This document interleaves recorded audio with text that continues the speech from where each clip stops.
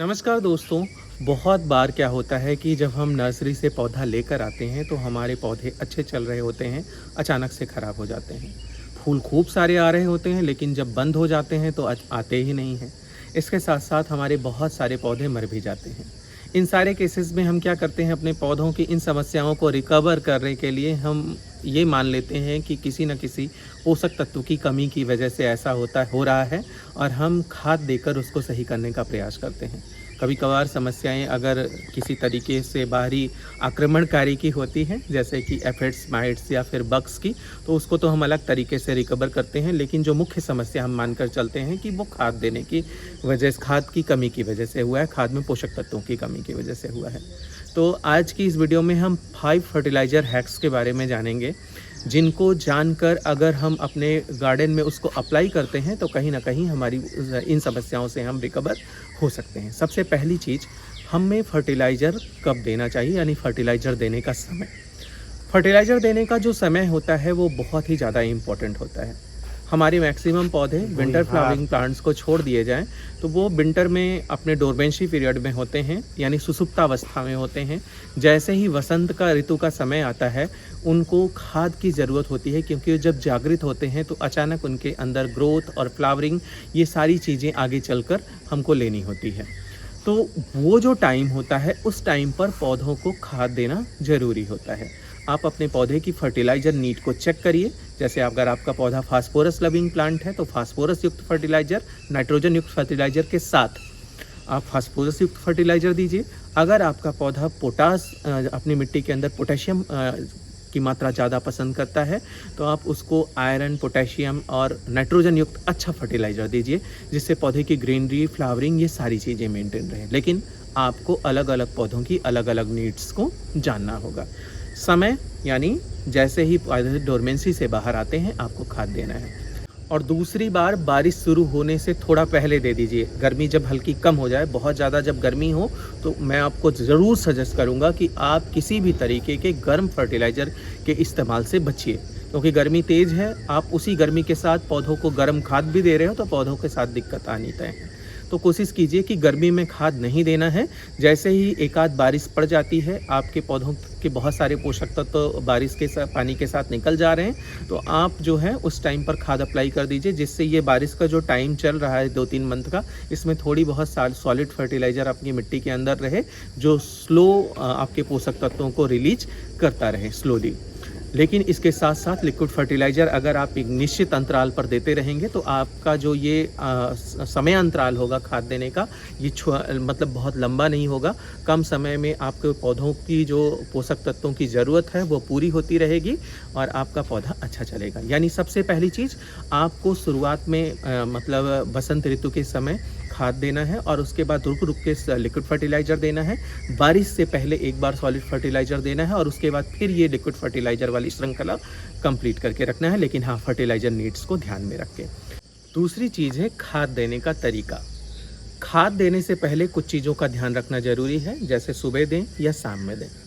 मिट्टी किस तरीके की हो जब हम खाद को अप्लाई कर रहे हैं, तो सबसे पहली चीज़ ये जान लीजिए, या तो बहुत सुबह आप खाद अप्लाई कर दीजिए अपने पौधों के ऊपर, या फिर शाम में आराम से जब मौसम थोड़ा ठंडा हो तब अप्लाई करिए। इसके साथ साथ मिट्टी हल्की मॉइस्ट होनी चाहिए जब आप खाद को अप्लाई कर रहे हैं। एक चीज़ और ध्यान देना है, खाद डालने के बाद मिट्टी की गुड़ाई करके खाद को मिट्टी के अंदर अच्छे से मिला देना है और ऊपर से थोड़ा पानी डालना है, जिससे आपके पौधों की मिट्टी जो है वो खाद के साथ मिक्स होकर और न्यूट्रिएंट्स रिलीज करना शुरू कर दे। अब अगली जो चीज़ है वो है खाद देने का अंतराल, मतलब इंटरवल क्या होना चाहिए। बहुत सारे लोग पूछते हैं एप्सम सॉल्ट कब कब इस्तेमाल करना चाहिए, तो मैं तो कहूँगा एप्सम सॉल्ट हर 25 दिन पे एक बार अपने पौधों पर अप्लाई करिए। और इसके साथ साथ मैं आपके लिक्विड फर्टिलाइज़र में सीवीड के लिक्विड फर्टिलाइज़र की अगर बात करूँगा तो फिर उसको भी आप हर 15 से 20 दिन के अंतराल पर अच्छे से छिड़काव करके अपने पौधों पर इस्तेमाल करिए। अगर आप इस अंतराल को मेंटेन रख पाते हैं और एक डायरी में कहीं पर नोट करिए ये सारी चीज़ें कि मैंने इतने तारीख को ये एप्सम सॉल्ट डाला है तो 5 दिन छोड़कर मुझे सीवीड का लिक्विड फर्टिलाइज़र डालना है। अगर फिर जब से वो वाला टाइम आए तो पौधों के टेस्ट को भी बदलते रहना है। हाँ, हर बार हमको सीवीड का ही लिक्विड फर्टिलाइज़र नहीं डालना है। कभी आप केले के छिलके से तैयार लिक्विड फर्टिलाइज़र डाल दीजिए, कभी आलू प्याज के छिलके से तैयार लिक्विड फर्टिलाइज़र डाल दीजिए। तो कभी आप अपने कंपोस्ट से तैयार कंपोस्ट ही भी अपने पौधों को दे सकते हैं। तो ये अंतराल जो है आपको एक डायरी में कहीं पर लिख कर रखना होगा कि इस अंतराल पर मैंने ये खाद अप्लाई की, अब की बार चेंज करके मुझे ये अप्लाई करना है। और हाँ, एप्सम सॉल्ट मैंने इस तारीख पर अप्लाई किया था, तो अभी ज़रूर डाल देना है।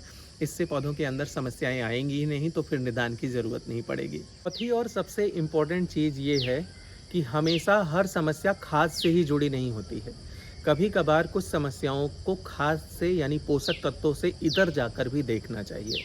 जैसे है क्या कि हमारा पौधा बहुत मुरझाया सा है बिल्कुल, तो हमें इस चीज़ का ध्यान देना चाहिए कि हो सकता है कि हम पानी ज़्यादा दे रहे हों, या धूप उसको कम चाहिए हो, धूप ज़्यादा लग रही है। कभी कभार हमारा पौधा होता क्या है कि अचानक से मर जाता है, बहुत अच्छा चल रहा है लेकिन अचानक से मर गया। तो वहाँ पर इस चीज़ को ध्यान देना ज़रूरी है कि हर बार खाद की कमी की वजह से ऐसा नहीं होता है। धूप और पानी का जो मैनेजमेंट होता है, और उसके साथ साथ जो हमने मिट्टी बनाकर रखी है, अगर उसका ड्रेनेज भी पुअर होता है, मतलब हम जो पानी दे रहे हैं वो पूरा उतर कर नीचे से एक्स्ट्रा वाटर बाहर नहीं निकल रहा है, खड़ा रह रहा है पानी के अंदर, तो वहाँ पर पानी ज़्यादा देने की वजह से पौधे राट होंगे।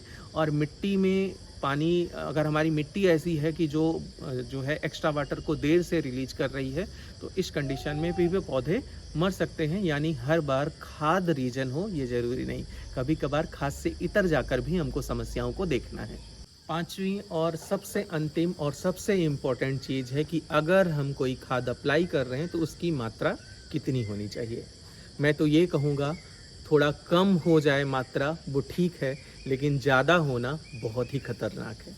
जैसे ही आपकी किसी खाद की मात्रा ज़्यादा हुई, तुरंत ही पौधों को समस्या आएगी, पौधे मर सकते हैं, या फिर पौधे झुलस सकते हैं, या फिर पौधे आपके मरने जैसी कंडीशन में पहुंच सकते हैं। इसके लिए आपको करना क्या है कि आप जो खाद देने जा रहे हैं, आप ये चेक करिए कि कितनी मात्रा में हमारा पौधा उसको सह सकता है, या उसको लेकर जीवित रह सकता है, उसको लेकर ग्रोथ कर सकता है।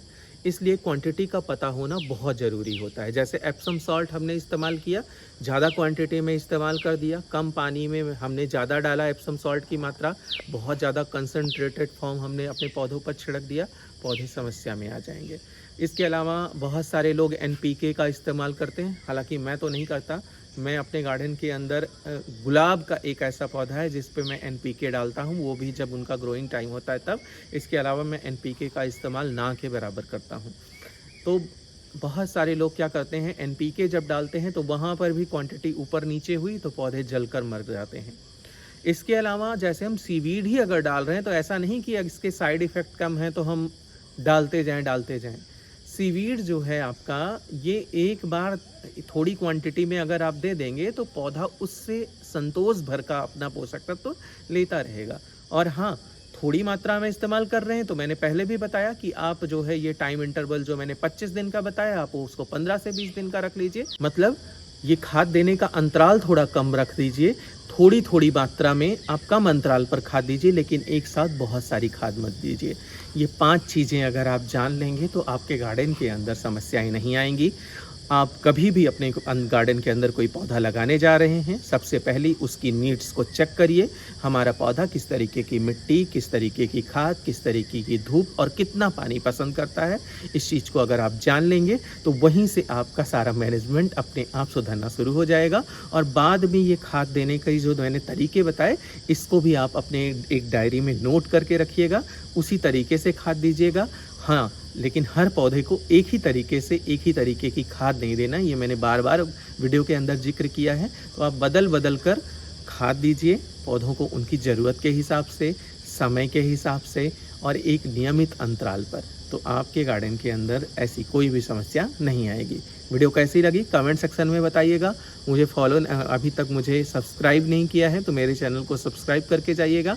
और हाँ, बेल आइकन को ज़रूर प्रेस कीजिएगा, जिससे जैसे ही मैं कोई वीडियो पर डालूं सबसे पहले आपको नोटिफिकेशन मिल जाए। इस वीडियो को यहीं पर एंड करते हैं। Bye bye and take care.